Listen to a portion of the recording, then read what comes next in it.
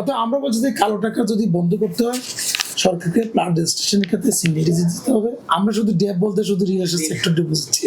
তো মানুষের বাসস্থানের জায়গায় যদি ঋণ নিতে হয় সে ঋণে তো আপনাকে গভর্নমেন্টকে সাবসিডি দেওয়া উচিত।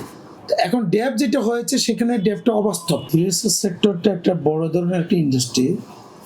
এখানে সারা বাংলাদেশে যে আমাদের যে দুটো বিষয় আসে, একটা হলো যে আমাদের প্রজেক্ট লোন, আরেকটা হলো আমাদের ক্রেতারা আপনার লোন নেয়, প্লাটের জন্য লোন নেয়।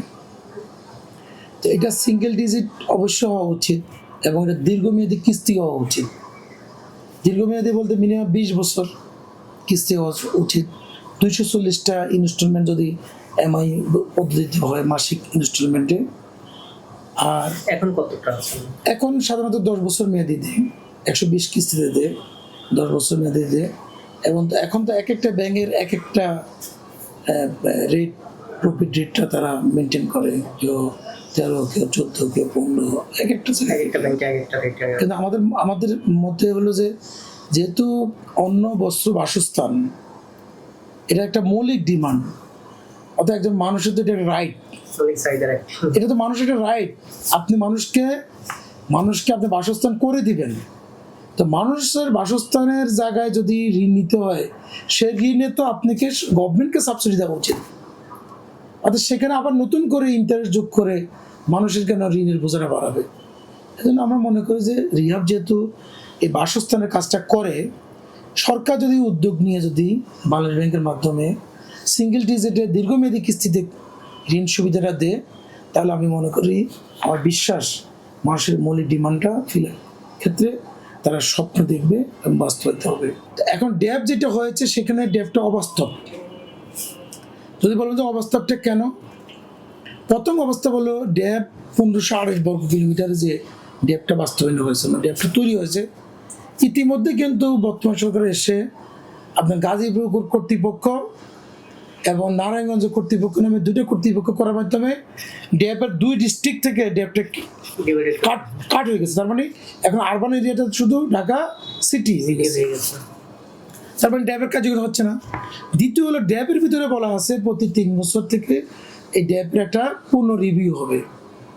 অর্থাৎ এটা 22 হলে এটা অলরেডি 5 বছর হয়ে যাচ্ছে, তার মানে ড্যাব অলরেডি অকার্যকর।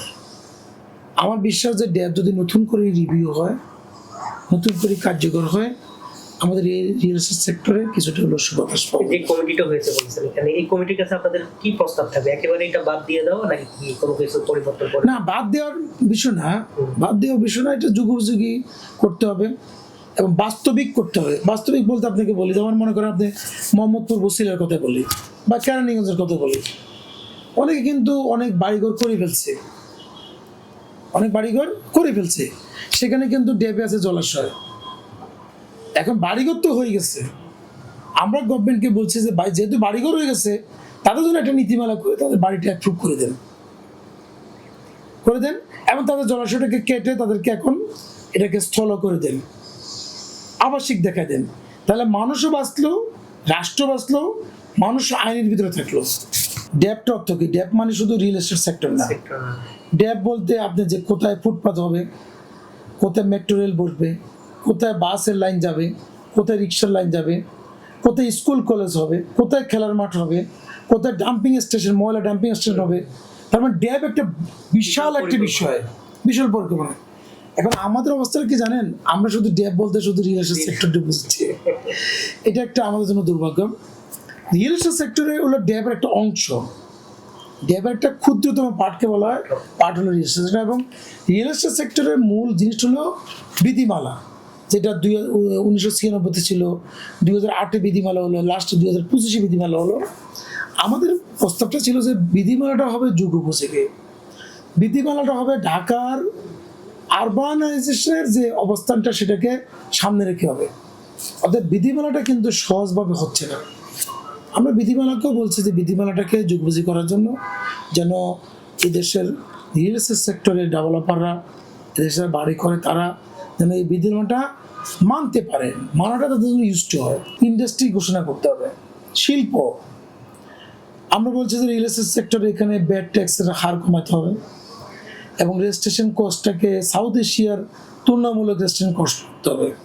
আপনি জানেন যে এখানে একটা প্লট রেজিস্ট্রেশন করতে গেলে আপনার ক্ষেত্র বিদ্যুৎ আপনার প্রায় 19-20-22% পর্যন্ত চলে যায়। আমরা বলছি যে এই প্লট রেজিস্ট্রেশনটাকে যদি আপনার সিঙ্গেল মানে 5-7%, 8% যদি রেজিস্ট্রেশন কস্টটা যদি সর্বসাকল্যে করে, তাহলে সরকারের রেভিনিউ ইনকাম কিন্তু অনেক বাড়বে। আজকে যে সরকার যে কালো টাকা, এই সেক্টরে কালো টাকার কথা আসে, দেখেন একটা প্লট মানুষ 1 কোটি টাকা দিয়ে কিনে, সরকারের মূল্য হলো 30 লাখ, 40 লাখ। 40 লাখ টাকা দিয়ে যদি যখন হয়, এটা 22% দিচ্ছে। আপনি 1 কোটি টাকাই দিয়ে প্লট রেজিস্ট্রেশন করতে বলেন, সেটা আপনি 6% করেন, 8% করেন, তাহলে অ্যাজ ইউজুয়াল দেখা যাচ্ছে যে ওই সরকার রেভিনিউ আরো বাড়বে এবং কালো টাকার সরাসরিটা হবে না। অর্থাৎ আমরা বলছি যে কালো টাকা যদি বন্ধ করতে হয়, সরকারকে প্লট রেজিস্ট্রেশনের ক্ষেত্রে সিনিয়রিটি দিতে হবে। ডেভেলপারদেরকে যদি বাঁচাতে হয়, এটাকে ইন্ডাস্ট্রি হিসাবে রূপান্তরিত করতে হবে এবং এটার ব্যাড ট্যাক্স, টিডিএস কমাতে হবে। প্রথম হলো যে আমরা চাচ্ছি যে গভর্নমেন্টের কাছে এই খাতে সিঙ্গেল ডিজিট এবং দীর্ঘমেয়াদী আপনার এখানে আমাদের ক্রেতাদের কাছে যেন বিনিয়োগ করে প্লট কেনার ক্ষেত্রে।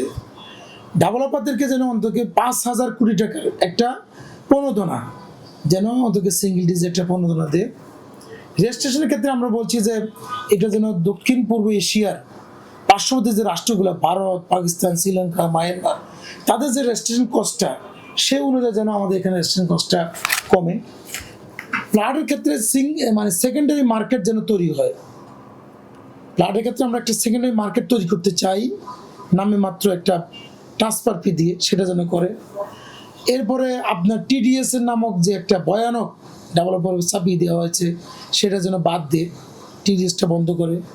এরপরে এনবিআর কর্তৃক ডেভেলপারদেরকে যে অযথা হয়রানি, সেটা বন্ধ করে আমরা বলছি যেহেতু আমরা প্লট বিক্রির সময় আপনাকে টাকা দিচ্ছি, আবার নতুন করে আপনি আবার কি জন্য চাচ্ছেন, সেটা যেন অন্তত এই সার্ভিসটুকু যেন আমাদেরকে দেয়। তা আমরা গভর্নমেন্টের একটা উন্নয়ন সহায়ক, আমরা গভর্নমেন্টের ডেভেলপমেন্ট পার্টনার। সরকার এই দেশের মানুষকে অন্ন দেয়া, বস্ত্র দেয়া, বাসস্থান দেয়া, শিক্ষা, চিকিৎসা, এগুলো হলো গভর্নমেন্টের দায়িত্ব এবং মানুষের মৌলিক রাইট, সাংবিধানিক কোনো যে রাইট। আমার একটা চাহিদা যে আমি বাংলাদেশের সকল মানুষের চাহিদা, সারা পৃথিবীর সকল মানুষের চাহিদা, ছোটবেলা একটা স্বপ্ন আমার মাথার উপরে যেন একটা ছাদ থাকে। অর্থাৎ এটা যেহেতু রিহাব তার সদস্য প্রতিষ্ঠানগুলা তৈরি করছে, আমি বলবো এটা হলো আমরা একটা গভর্নমেন্টের ডেভেলপমেন্ট পার্টনার। অর্থাৎ ডেভেলপমেন্ট পার্টনার হিসেবে আমাদেরকে যেন সেভাবে ট্রিট করে এবং আমাদেরকে যেন গভর্নমেন্ট নীতি সহায়তা দেয়। এই নীতি সহায়তা দিলে হবে, আমাদের আর কিছু দরকার নেই। আমাদের উদ্যমী এই 1800 রিহাব মেম্বার বাংলাদেশকে পরিবর্তন করে দেওয়ার জন্য, বাংলাদেশকে চেঞ্জ করে দেওয়ার জন্য যথেষ্ট, ইনশাআল্লাহ। আমি আগে বলছি যে আমরা হলাম গভর্নমেন্টের ডেভেলপমেন্ট পার্টনার। আমাদের কাজ হলো সরকারের সাথে সমন্বয় করে রাষ্ট্রকে উন্নয়নের সহযাত্রী থাকা। এক্ষেত্রে আমরা গভর্নমেন্টকে বোঝানোর চেষ্টা করি সবসময়। আমরা বোঝানোর চেষ্টা করি যে আমাদের জিডিপি কন্ট্রিবিউশনটা বাংলাদেশে, আপনি জানেন যে প্রায় 7.5 থেকে 10% শুধু রিয়েল এস্টেট সেক্টরে জিডিপির কন্ট্রিবিউশন আছে। এবং যদি লিঙ্কেজ ইন্ডাস্ট্রিজ ধরেন, সেখানে প্রায় 17 থেকে 18% আমরা সরকারের জিডিপিতে কন্ট্রিবিউশন করি। আপনার বিধিমালা তৈরি করে আমাদেরকে উন্নয়ন সহযোগী হিসাবে গ্রহণ করলে যথেষ্ট। আমি রিহাবের সকল সদস্য প্রতিষ্ঠানের পক্ষ থেকে বলতে পারি যে আপনারা যারা এদেশের সুনাগরিক আছেন, যারা প্লট কিনতে চান, আপনাদের প্রতি অনুরোধ করব আপনারা রিহাবের মেম্বার কিনা দেখবেন। যেই ডেভেলপার থেকে প্লট কিনবেন, তার হ্যান্ড ওভার অবস্থান, ওই কোম্পানির ক্যাপাসিটি, তার অবস্থান, এটাকে যাচাই করে আপনারা প্লট কিনবেন, তাহলে ঠকবেন না।